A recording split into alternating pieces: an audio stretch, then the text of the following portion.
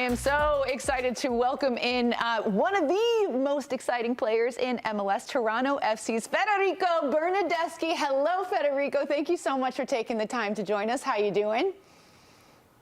Thank you. Appreciate it. Honor for me. I'm good. I'm doing good. I'm doing good. Thank you. You're doing good and you look good. I'll tell you one thing. One of the reasons I was so excited to talk to you today is because I'm always like, what's he gonna bring with the flow, with the hair, and the new braids? You did not disappoint. I gotta ask, what was the inspiration for this latest look? The inspiration was okay. Let's see. Game of Thrones? Yep. Yes, Federico Targaryen. Okay. Yes, here we go. It is perfect. It is absolute perfection. You nailed it. There we go. No, I like my hair. It's incredible. So how has Columbus been? What's it like being around all the guys from other teams, competing against Liga MX All-Stars? What's it like having Wilfried Nancy as a coach in that first training session?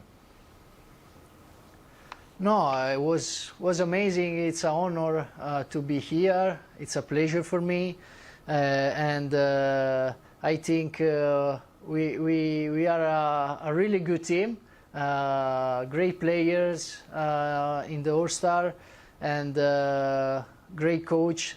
I think it's gonna be a good days, and I will enjoy it a lot. Federico, let me ask you about the MLS All-Star game itself. Did you know what it was when you came into the league? And two, how do you think this would happen in Serie A? You think they should do an All-Star? I knew because I played when I was in Juventus in 2017. I played with All-Star in Atlanta. Okay. And yes, and I knew that time. I knew that there is a All-Star for football, and I think it's gonna be amazing if they will doing in Serie A something like that. I think it's gonna be great, honestly. How would you do it in Serie A? How would you split it up? If you had to make two teams within Serie A, how would you split it up? Because normally in North America, we do East-West. Would you do a North-South? Oh, okay. Ooh. Yes, South and North, yes. Are there? Yeah. Yes, South and North. That would be fun. That would be. But that would be something. there is a lot of fight to North and South in Italy. Let's just say the fans I would be don't very know passionate. if it's gonna work. Very emotional, very emotional. I'm super excited too, Federico, because you're going to be participating in the Skills Challenge. Is this correct? Yes, correct. Okay, so where do you think you're going to excel in the skills competition? What lends itself to your set of talents? I don't know. We'll see. I hope. The crossbar. I never.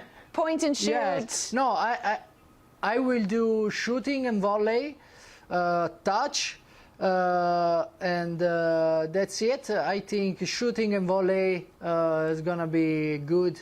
Is the most close to the football, no? Yeah. The other, it's a little bit different. I'm not used to be skills like that every day, you know. It's funny, I've been to a few of these skills challenges, and I will tell you, it gets crazy competitive. Everyone's playing nice at first, you know, it's like, oh, and then by the end, when they finish with the crossbar challenge, it is, I mean, pressure's on. Like, it's like high stakes. So let's say that you are up, final kick, you could win it all by hitting that crossbar. What's the strategy? How confident would you be in that situation, Federico? Always confident. Yeah. Always, 100%. I mean, every game that I play and will play, we want to win. This is my mentality. This is what I am, and I will put everything in the skills. I will put everything in the field on Wednesday, and we'll see what happens for sure. But I will enjoy it a lot. Oh, we can't wait. Yeah, Federico, let me ask you, now you've been in Toronto for 2 years now. Talk to me about the city. What do you think of the vibes? Obviously, there's a massive Italian population up there. Have you gotten a chance to check out Vaughan and that whole area? Yes, the vibes of Toronto, it's for me, it's amazing. There is a lot of community. It's a multicultural city, and I mean, a lot of Italians. I think 2 million of Italians. Oh, wow. And this is great because I feel a little bit home, no? No, but since I arrived in Toronto, honestly, I felt at home right away. Have you had the The chance? fans, the club. Have you had the chance to go Sorry? north of the wall, or no? That's a Game of Thrones joke. I don't understand you. Have you had the chance to go north of the wall, or Oh, no? jeez. No. I'm curious from your standpoint, who's going to have the most fashion for this All-Star game? Are you guys allowed to dress freely? Are you coming with something special? What's the kicks? Are you coming correct? Do you see my hair? Yeah. You should ride it on a white Okay. horse. Here we go. Yeah. I'm the fashion man. All white? A white horse. We got to get you a horse, bro. A dragon, guys. Come on now. Yeah, that would be cool. Yes. No, I don't know. I don't know. No, honestly, I don't know. Well, you keep us on our toes constantly, in the best way, Federico. Yes. Honestly, you are so much fun to watch, and we cannot wait to watch you in the Skills Challenge, on the pitch for the All-Star match, and obviously for the rest of the season. So thank you so much for taking the time to join us. Enjoy your All-Star experience. Thank you, guys. Thank you. Honor for me, and thank you so much. We appreciate it. We'll see in these days. Yes, absolutely. Take care. Man, a wink, blowing a kiss, the fashion man, bringing flair to our Galazzo Network studios, to the field in Columbus, Ohio, Toronto. That was fun. He's got a great personality. He really does. He's a fun-loving guy. You can tell that. You can absolutely tell that. And he likes to express that in his style as well. As Nadja would say, YOLO! YOLO! That's actually Federico Bernardeschi's nickname. YOLO. Well, it's been really fun to see this Toronto FC team have a massive turnaround from wooden spoon last year to now sitting in 8th place in the Eastern Conference, which right now is a playoff play-in position. And this is a look at how they've performed this season through the first 26 matches compared to last season. 30 points compared to 19, 8th place compared to last place, 34 goals compared to just 20.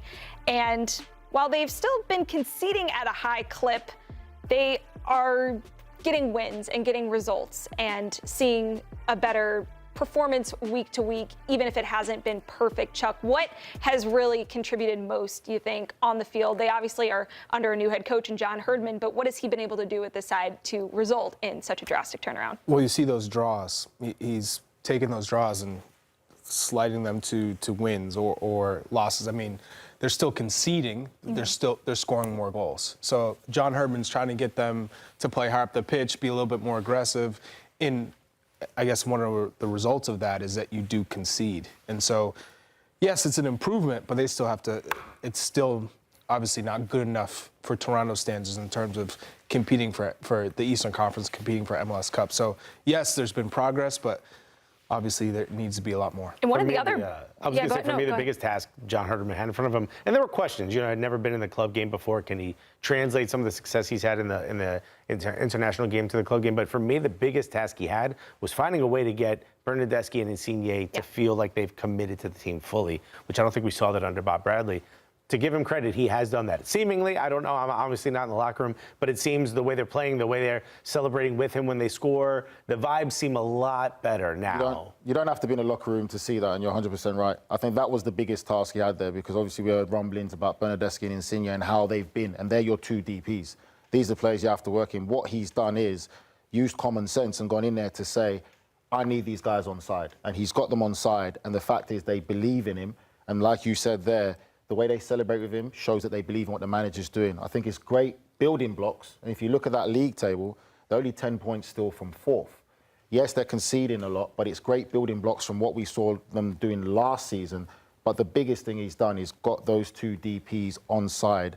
And that is what I would say is probably the biggest difference in why they are where they are. If Toronto make the playoffs, whether that's via the playoff play-in or if they finish in a top 7 spot, that's a huge win right there for John Herdman. I don't know about you guys. My expectation with this group coming into the season with how bad they were last year was really not to be in playoff contention, and they've been in that position for most of this season. If they can clean things up on the defensive front, keep scoring goals and playing aggressive football, and keep getting a lot out of players like Bernardeschi, they're going to be in a good position come playoff time. A big thing now is when the transfer window opens, it's what they recruit and who they can get in. And I think where they're in right now, they're in a very comfortable position. The top half is working well. Now, if you can shore up a bit more in that back half of it, it'll be a complete different Toronto that we're looking at from what we saw last year. In a very competitive Eastern Conference as well. So we shall see.